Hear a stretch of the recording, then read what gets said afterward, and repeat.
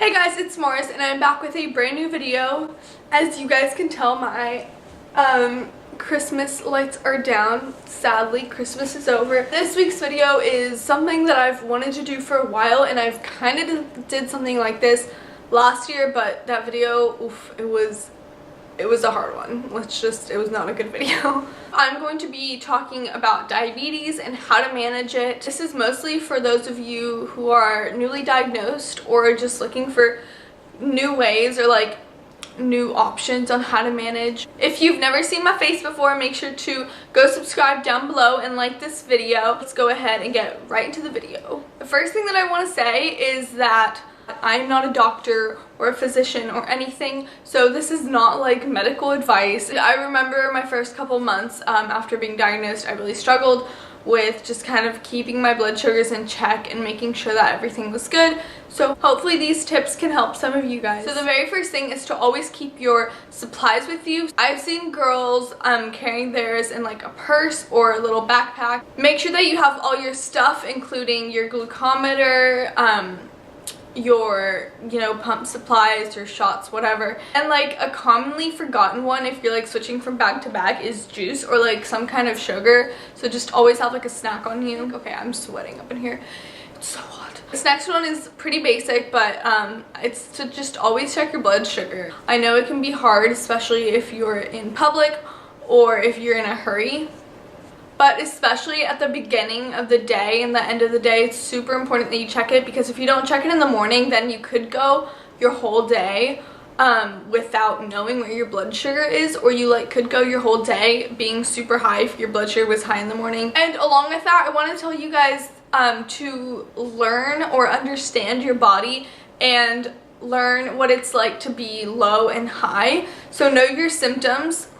I know that when I'm low, I'm usually shaky and really spacey, and I usually can't sleep. So at night, if I'm low, I know because I just cannot fall asleep, and I'll usually be shaky as well. For when I'm high, it's a little harder for me to tell. I know some people feel really exhausted, but I personally just feel a little more dehydrated, and when I'm drinking a ton of water, I just know that I'm really high.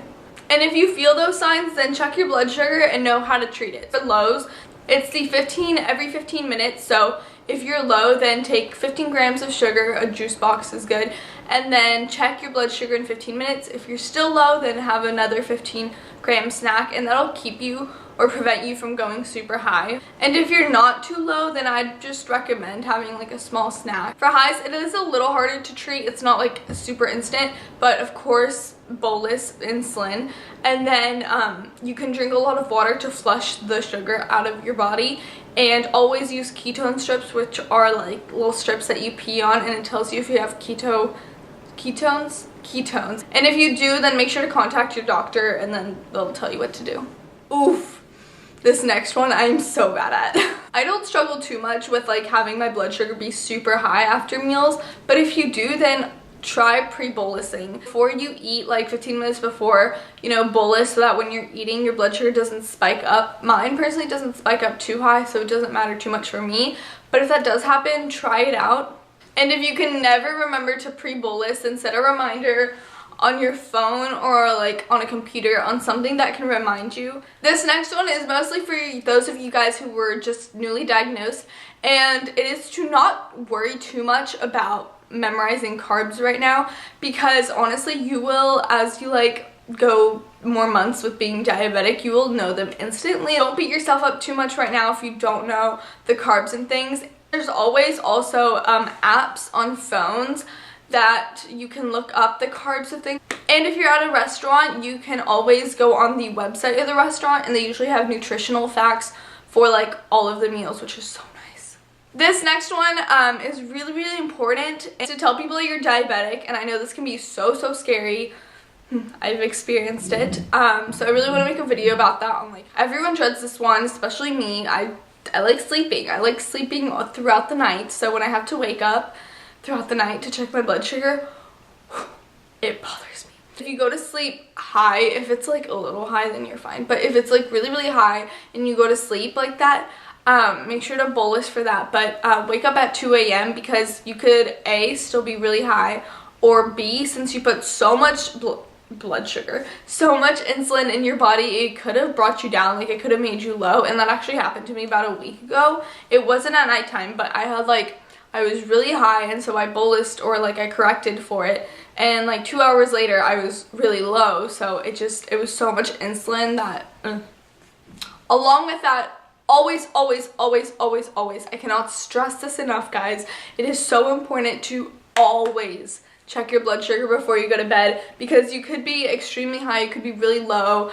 and you just don't want to risk anything. And especially throughout the night, it's just like 8 hours of being high, and you just don't like being low. It's a lot easier to tell when you're low, but if you're high for the whole night, it's just not gonna give you like a good night of sleep, and you're just gonna be in a bad mood in the morning, because your body definitely feels the highs. Even if you don't, your body does. So check your blood sugar. I know that throughout the night, I personally wake up if I go low during the night, but I'm sure there's a lot of people out there, and it might be you, that do not, and your body just doesn't wake you up. Mine does, because I usually wake up and I'm just kind of like sitting there and I'm just chilling. I'm like, why can't I sleep? And then I'm like, why don't I move my body? Like, why can't I move it? I'm like, oh, I'm probably really low. So yeah. This next one made me so happy when I finally decided to do it, and it was more of like, I never had this before I went into high school, but make sure to meet diabetics, because they know exactly what you're going through, and they can make you really happy. And like,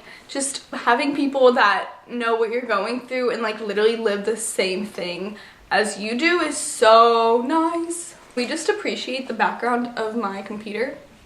It's like really pretty. It's yellow. It's so cute. This one can be really tough to understand, and I totally get it if you're dealing with this right now, but know that the first couple months of your diagnosis are going to be so tough. Surround yourself with people that you love, and make sure to talk to your doctor a lot, especially the first few months, because your blood sugar ratios are going to be like all over the freaking place, and you're going to want to change them often so that your blood sugar does not, you know, spike a ton. These few months are going to be definitely the toughest, because you're literally just now getting used to this whole new disease, and you have to get used to everything. So do not worry. You'll become an expert at honestly everything, so just take it slow. And my very last one is just a little reminder. It's not really a tip. I just want to tell you guys that although diabetes may not define you, it is a part of you now, and you can either choose to take care of it wisely or deal with the consequences later in life. Of course, if your blood sugar spikes up a little bit like throughout the week, it's okay, you don't have to worry. But if you're not making an effort to take care of yourself, then later in life you're gonna have to deal with so many health issues and just things that I wouldn't wish upon anyone. So please keep that in mind. That was it for this video. Thank you all so much for watching. If you have just been diagnosed, just know that you will get better at absolutely everything, and everything will get so much easier as the months go on. And if you're just watching this video and if you're not even diabetic, then hey, like, you're cool. Thanks for sticking around. Like I said, make sure to subscribe down below and like this video. I post every single Saturday. I do already have about 2 diabetes videos up on my channel, so I'll link those down below. Once again, thanks for sticking around, and I'll see you all next week. Oh, I don't want to get up. It's also super duper important to pre-film if you're using natural lighting. When I started YouTube, I used natural lighting, but I've moved